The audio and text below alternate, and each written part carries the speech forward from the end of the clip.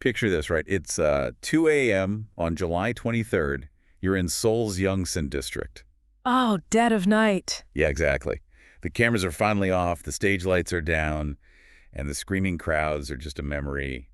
The streets are pitch black, except for that, amber glow of the streetlights. Right, the one time things are actually quiet. Exactly. For the rookie supergroup CORTIS, this luxury apartment is the one place on Earth that's supposed to be untouchably safe. Which is so crucial for them right now. But as their manager walks down the silent hallway, the nightmare is literally just beginning. There's a package sitting in front of the dorm. It's been torn open. Oh, man. And the heavy front door to the unit is just standing ajar. I mean, that is the literal definition of worst-case scenario for any public figure, let alone a group of teenagers. The teasers dropped. The fandom went silent. In an instant, the entire K-pop world was just turned upside down. It really was. You probably saw the clickbait headline that set the internet on fire this week. The one that said, they bought her address, CORTIS in danger. Yeah, putting aside the weird clickbait translation where they used her instead of the group's address. Right. The they in that headline is very, very real. Two obsessive individuals who actually paid money to hunt down a teenage boy group in the middle of the night. Welcome to Starscope K Report. Join Eric and Minji as they ride the Hallyu wave, uncovering the biggest K-pop comebacks, shocking industry controversies, and major K-drama updates. From internet-breaking rumors to historic chart milestones, we dive deep into the world of Korean entertainment. And our mission for this deep dive is to unpack the really chilling timeline of this CORTIS dorm intrusion. We're going to look at the furious reaction of the fandom and K-nets, break down HYBE's unprecedented legal retaliation. Which is massive. Huge. And examine how this group is somehow powering through a global world tour amidst a true security crisis. Because, the timeline of this 2 a.m. intrusion literally makes my blood run cold. Let's just start with the facts in the Yongsan police station. Right, the initial report. Yeah. The manager arrives around 2 a.m., spots the damaged package, sees the door open, and immediately calls the authorities. And the police response was actually incredibly rapid. They arrived at this luxury apartment complex, locked down the perimeter, and initiated a floor-by-floor sweep of the building. Sweeping the whole place. Yeah, and they actually found the intruders. Two Chinese women in their 20s were hiding out on another floor of the exact same building. Wow. Yeah, they were arrested red-handed. And their confession is what really sent the fandom into a complete spiral. Because during questioning, these two women essentially admitted to the police that they bought the group's highly classified dorm address through social media. Just bought it, like it was nothing. Right. They just hopped on SNS, paid a broker, and walked right up to the door. Now, they denied actually opening the package or, stepping foot inside the unit, but they were undeniably there. Exactly. They were right at the threshold. Legally speaking, the Yongsan police booked them on charges of trespassing. Investigators are they're still reviewing the CCTV footage and cross-referencing statements to see if they crossed the actual threshold of the apartment. Which changes the charge, right? It does. It brings up a terrifying legal precedent. Because under Korean law, trespassing is taken very seriously, but Sasaeng crimes often operate in this murky gray area regarding intent. Yeah, we've seen this before. We saw it just last year, in June. A woman was caught repeatedly trying to guess the door password to BTS member Jungkook's home. Oof. Also in Yongsan district, right? Yep. She was handed over to prosecutors on attempted trespassing charges, but she eventually just received a suspension of indictment. Which is so infuriating. Yeah. Because as a stan, my first reaction to this CORTIS news was genuine visceral horror. You have to remember, CORTIS is a rookie group. They're brand new. They debuted in August 2025. The members, like Martin, James, Juhoon, Seonghyun, and Kian, most of them are literal minors. Right. They're teenagers dealing with sophisticated adult stalkers. Exactly. But I really need to push back on this whole concept of, quote-unquote, buying an address on social media. I think we gloss over this phrasing way too easily. How do you mean? Well, how does someone just log on to an app and buy a highly guarded residential address? I look at this like the dark web trade of corporate espionage data, right? Oh, that's a good comparison. If a hacker sells a zero-day exploit to breach a Fortune 500 company, we treat it as a high-level cybercrime. Why are multi-billion-dollar social media platforms allowing the literal data brokering of teenagers' home addresses in broad daylight? It's a massive failure of moderation. It is. How is there not an algorithm catching a transaction that essentially says, here is the GPS coordinate of 5 underage idols, send me money? You're hitting on the exact mechanism that makes this so dangerous, though. We use the word Sasaeng, and people just picture an overly enthusiastic fan with a telephoto lens. Yeah, run through an airport. Right, but the illegal trade of celebrities' private information online, it's evolved into an organized, funded criminal enterprise. But explain how that actually works, though. Like, where is the data even coming from? It comes from exploiting human nodes in the infrastructure. Wow. These data brokers aren't just, guessing passwords. They're paying off airport staff for flight manifests. Oh my God. Yeah, they're bribing low-level telecom workers to ping cell phone towers. They infiltrate delivery services to intercept package routing numbers. That is deeply disturbing. There is an entire digital black market for flight tickets, passport numbers, and dorm addresses. And the tech giants are largely turning a blind eye to it because the transactions are obfuscated through private messages and crypto. Of course they are. The brokers operate just like cybercriminals, but instead of targeting a server, they're targeting human beings. It's sickening. You realize it's an entire underground economy built on hunting people. Oh. But wait till you hear what netizens uncovered next about the building's so-called top-tier security. Oh, the security was a mess. Total mess. And hey, if you love staying updated on your favorites, make sure you're subscribed to Starscope K-Report. We got even bigger scoops ahead. So let's examine the immediate fallout of the breach itself. Because the reason the fandom's reaction escalated from panic to absolute fury wasn't just the intrusion. No, it was the incompetence. Right. It was the realization of how easily a top-tier luxury security system was defeated. You have two unauthorized individuals who totally bypassed the defenses of a complex in one of Seoul's most exclusive districts. The security blunder here is just staggering. According to a report by the HYBE Times, this apartment complex had strict no outsider notices plastered everywhere. Supposedly. Right. They have active CCTV monitoring. They have a physical security checkpoint. And yet, the security personnel were completely oblivious to the intrusion. They had no idea. None. They had no idea anyone had breached the building until squad cars pulled up with their sirens flashing. The HYBE Times even quoted a resident of the building who said, I think I've seen the idols living here a few times, but the security here is quite vulnerable. Imagine hearing that as a fan. The security office itself admitted they didn't know outsiders came in. They just stated, we always monitor the CCTV. Which makes me want to scream. As a fan, when your bias is in danger, you look at the agency. You trust the agency to protect them. And honestly, I blame this standard Kpop security model. The reliance on the buildings. Yes. Agencies are relying way too heavily on passive luxury real estate security like front desk doormen and cameras, instead of providing active 247 private bodyguards outside the actual door of their most vulnerable rookies. I get that. But it's easy to blame the guard at the front desk. We really need to look at the psychology of social engineering here. What do you mean? Well, you're thinking of security as physical bouncers keeping out unruly crowds, but Sasaengs do not operate like paparazzi. They blend in. Right, they don't want to be seen. Exactly. They aren't kicking down doors. They're exploiting human blind spots. They study shift changes. They tailgate legitimate residents through secure doors. Oh, just slipping in right behind someone? Yeah.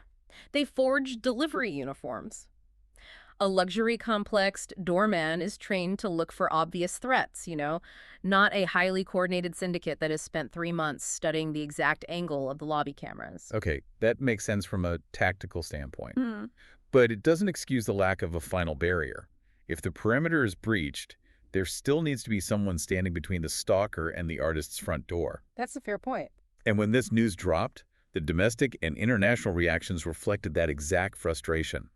X, formerly Twitter, and Reddit, especially Poopheads, just exploded. And Poopheads is usually purely comedy. Usually a satire sub where people use heavy sarcasm, yeah. But even they dropped the jokes. The fans were livid. I saw Knets writing things like, this is so terrifying and unacceptable. Raw anger. And then the fiercely protective quotes like, mind you, these are minors, you sick freaks. The anger wasn't just directed at the intruders, though. It pivoted very quickly toward the infrastructure protecting the group. Exactly. Fans started trending hashtags immediately, stating HYBE failing to do their job once again. As a fan, Sasaeng culture ruins the joy of being a stan. We want to be celebrating this monumental comeback. And it is monumental. Right. We want to be celebrating their all-kill on the charts. Instead, we're literally sick to our stomachs, worrying if the Macnays are going to be attacked in their sleep. To contextualize why CORTIS is such an enormous target right now, we really have to look at the sheer velocity of their success. I mean, they haven't even hit their one-year anniversary yet. It's crazy to think about. But their second EP, Green Green, just sold 3 million copies. 3 million? They hit number 3 on the US Billboard 200. Their track Red Red held number 1 on Apple Music Korea for 90 days. They became global superstars over a weekend. Right. And rapid, unprecedented global fame brings rapid, unprecedented danger. The scale of their success basically outpaced the scale of their security. It takes time to hire a team. Exactly. Infrastructure takes time to build, but viral fame happens instantaneously. And that infrastructural lag is exactly what these stalkers exploit. But that's not even the wildest part of this story. Later in this deep dive, we'll talk about the terrifying, extreme lengths Sasaengs went to during the group's schedule in Paris. Because the agency's back was against the wall at this point. The fandom's demands for better security forced Big Hit Music and HYBE to issue an aggressive official response. They had to say something. They released a zero-tolerance policy statement on Weverse. And the details inside this notice reveal that the dorm intrusion was really just a symptom of a much larger infection. I read that Weverse notice, and it read like a spy thriller in the worst way possible.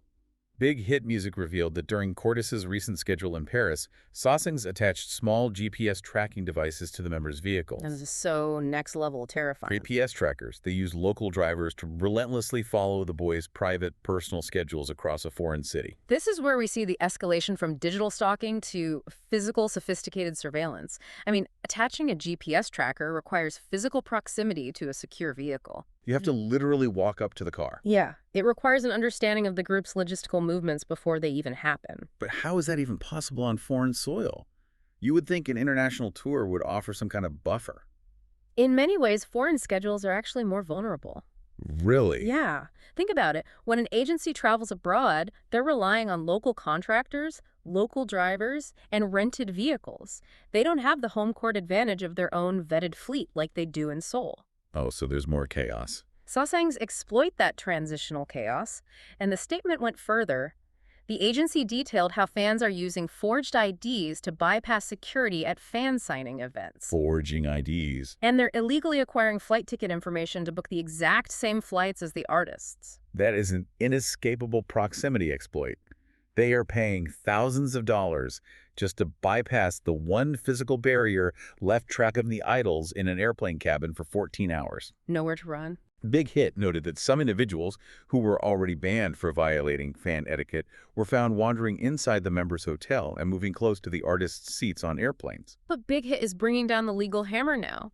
They laid out strict fan etiquette rules, and they announced they are actively pursuing criminal complaints for violations of the Personal Information Protection Act. Which I totally applaud, but is that actually enforceable? Can a Korean agency prosecute someone in Paris for buying a flight ticket? It is incredibly difficult due to jurisdictional laws, which is why HYBE included a very specific, chilling warning in their statement. Love it. Foreign nationals who engage in this illegal stalking face deportation and entry bans to South Korea. Wow. Historically, companies hesitated to prosecute international fans because navigating cross-border data privacy laws is an administrative nightmare. But HYBE is drawing a hard line. Good for them. They're working with domestic and international investigators to track down the heavy uploaders who sell the flight info online. They're establishing that under Korean law, both the sale and the purchase of this data constitute a criminal act. And what makes this entire dark reality so much more intense is the contrast with their professional lives right now. I mean, while dealing with literal criminal investigations, CORTIS is showing incredible professional resilience. This show goes on. It has to. They are currently right in the middle of their first ever world tour, the 2026 CORTIS Tour. The fans lovingly call it the Put Your Phone Down Tour. It's a great name. They kicked it off at the Inspire Arena in Incheon, and now they're heading to Canada, the US, and Japan.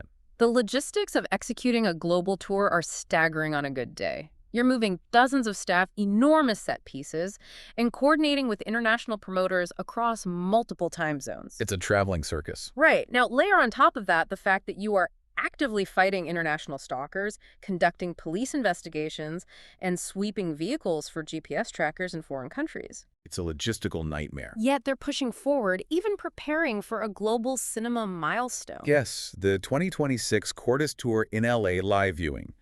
They are streaming their Los Angeles concert at the YouTube Theater worldwide on August 13 and 14 in partnership with Trafalgar Releasing.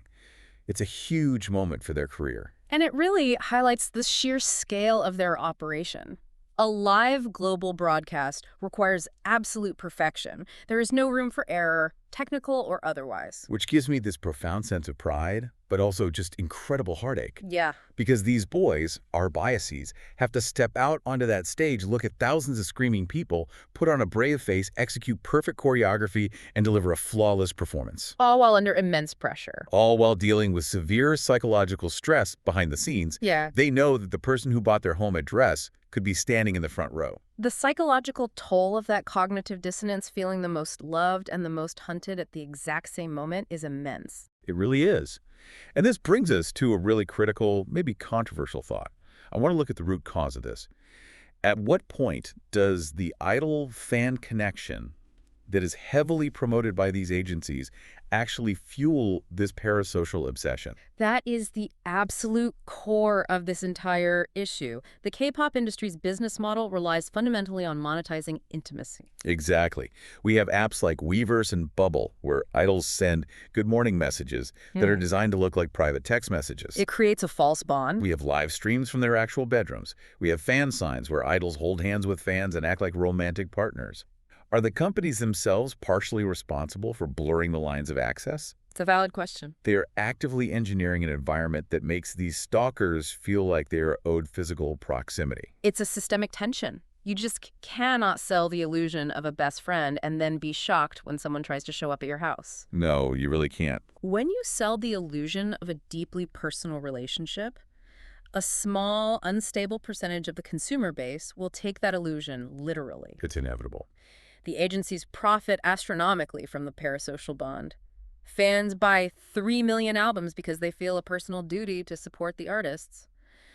But that means the agencies have an even higher moral and financial obligation to protect the artist from the dark side of that exact same bond. You can't sell unfettered access and then rely on a luxury apartment doorman to act as the final physical barrier. The industry wants the emotional investment of a best friend, but the physical boundary of a stranger. And the human brain just doesn't always compartmentalize that cleanly. Precisely.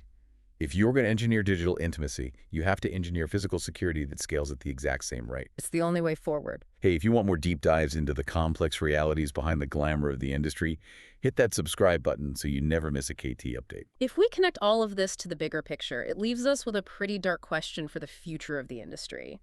As the Hallyu wave continues to achieve unprecedented global dominance, the spotlight only gets brighter and the shadows get much deeper.